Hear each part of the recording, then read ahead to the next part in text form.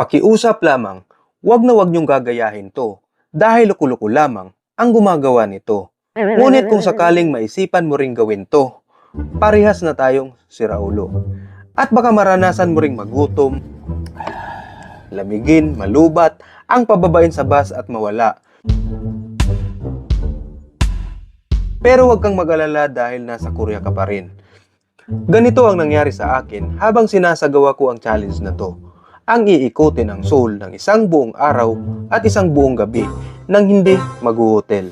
Yo mga Paps, good morning, good morning. For today's video, ang gagawin ng Paps inyo ay mag-spend ako ng 24 hours sa labas. Ang mga kaganapan habang nasa labas ako ay ididetalye ko sa inyo. Ang tanging dala ko ay tubig at saka yung ibang mga gamit nandito, yung mga electronics, yung mga kakailanganin ko. At kung nandito pa kayo hanggang dito sa video na to, Welcome to my vlog. baka naman pwedeng makahingi ng isang like o follow ng munti kong page na to. Maraming salamat po. 2 months ago, naisip ko na itong gawin bilang isa sa mga content ko dahil gusto kong malaman ang mga nangyayari dito sa South Korea sa tuwing gabi. Gusto ko ring masubukan kung gaano nga ba kaligtas dito para sa mga foreigner na kahit gabihin ka man sa daan, makakaasa ka sa iyong kaligtasan. Kaya lang naantala ito dahil bigla ang naging busy ang company kung saan nahirapan akong makahirit upang gawin ito. At nang magkaroon naman ng pagkakataon, biglaan din kaya halos hindi ko siya napaghandaan ng maayos. Overall, successful naman din kahit papano. Alas 9 ng umaga ng magising ako.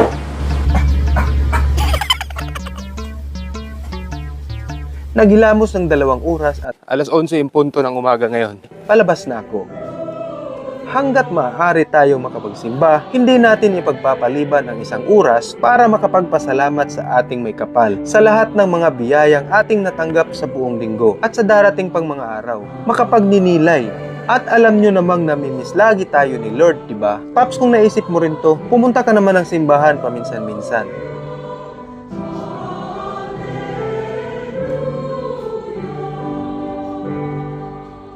Pagkatapos ng misa, sa labas nagkita kami ng mga kaibigan ko at nagkasabay na ring mag-lunch dito. At syempre, doon tayo sa pagkaing Pinoy. Dito lang din yan sa tapat ng simbahan ng Hewa Cathedral sa Seoul.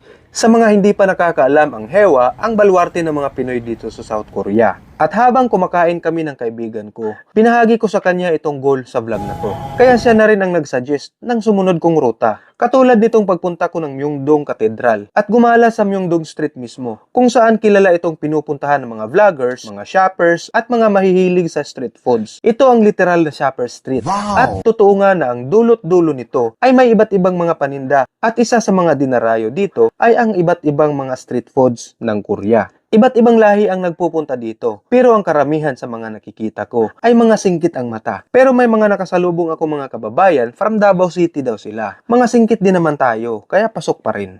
Sa dinami-rami ng pagkain na nadaanan ko, ang bagsak ko ay 7-Eleven pa rin. Sa mga oras na to ay 7 na rin. Tamang-tama, tatambay na lang sana ako dito hanggang 11. Chinik ko ang battery ng cellphone ko, parang hindi nakakayanin ang karga nito. Hanggang umaga, kaya bumalik ako doon sa pinagkainan namin ng lunch para makapag-charge. Dito ko natikman ang pinakamahal na beer sa buong buhay ko. 320 pesos lang naman ang isang bote nito. Pwede na kaya itong maging motivational beer? Wow! Pero dahil nakakahiya namang makikicharge ka lang nang wala kang bibilhin. Kaya nilasap ko na ang sarap hanggang sa huling patak nito. Pinagkasya ko hanggang mapuno ang karga ng battery ko para may document ko pa ang mga sumunod na lakad ko. Nainggit pa ako sa mga kababayan natin na kumakanta dito. Kaya pinuntahan ko kaagad ang pinakamurang noribang dito na manon lang ang 1 oras. Kumanta akong mag-isa habang kausap ko ang mga anak ko at ang misis kong nagtatampo.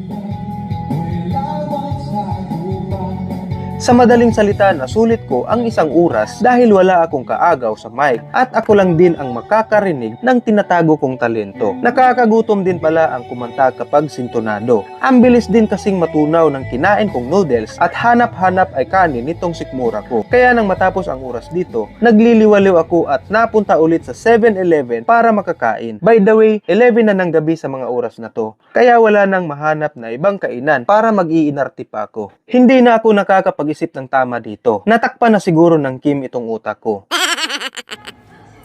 Wala na akong maisip na ruta kaya sumakay na lang ako ng subway at pumunta akong Tongdaemon. Pagkalabas ko ng train, pinalayas na kaagad kami sa station dahil last trip na pala yun para sa gabing iyon at 5 AM na ulit ang kasunod. Kaya wala na akong choice kundi aray, aray naku. Ay sakit naman ang ginawa mo.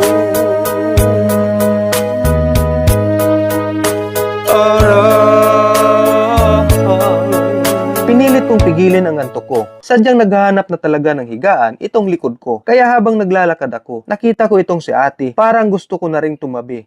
Paglingon ko, gaga may CCTV. Bababa ulit sana ako sa subway station para makaidlip man lang kahit saglit. Pero naisip ko na sumakay na lang ng bus. Kaya nag-search ako at may mga night buses pala dito sa Seoul. Kaya dito na ako sa bus natulog na parang nasa limo lang ang feeling. Walang iniintindi, wala akong pakialam sa ruta nito. Basta makakatulog lang talaga ako. Wala na rin akong pakialam sa mga ingay ng iba pang mga pasahero. Kung sino-sino na ang aking katabi. At sana naman hindi ako nahipuan. Charot, gaga.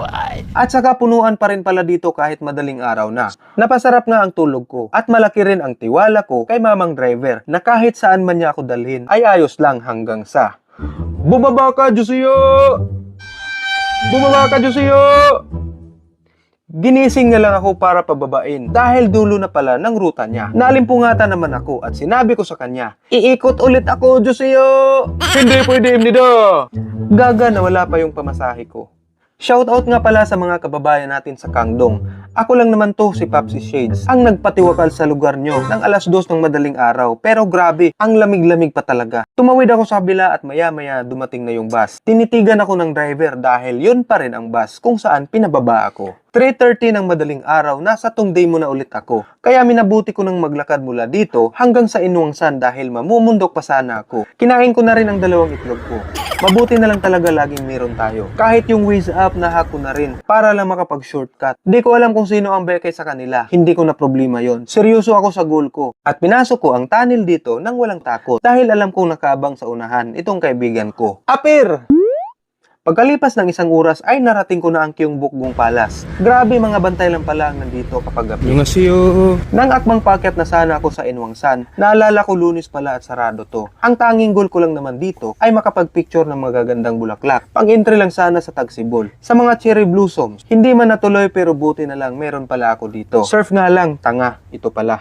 Ngayon ang gusto ko na lang sa mga oras na to ay hanapin ang pinakamalapit na bus stop ng bus na sinasakyan ko pa uwi. Pagod na rin talaga ako dito. At maya-maya, liliwanag na rin. Kalahating oras pa nang narating ko na siya. Ang likod ko naman ay sumasakit na. May sasabihin pala ako dito, atin-atin lang to ha. Yung singit ko pala sumasakit na rin, nagkapilas pala. At mabuti na lang dumating rin kagad ang bus. Bandang alas 7 na ng umaga, naglalakad na ako papasok sa amin. Hindi ko na alam ang nararamdaman ko. Parang magkahalong pagod, gutom, puyat, natatay, pero humirit pa talaga dito. May entry na rin ako. Minsan lang kasi to kaya habang nandyan pa, tirahin mo na. Pagkadating ko ng Kungjang ay kumain na kagad ako. Pagkatapos ginawa ko na rin lahat ng mga personal na bagay at bandang alas 11 ng umaga, nag-beauty rest na ako. Conclusion, charot. Oo, safety dito sa South Korea kahit gabihin ka. At kung loko-loko ka, gawin mo rin itong ginawa ko pero pakiusap lamang. Ayain mo ako dahil ayokong mag-isa ka.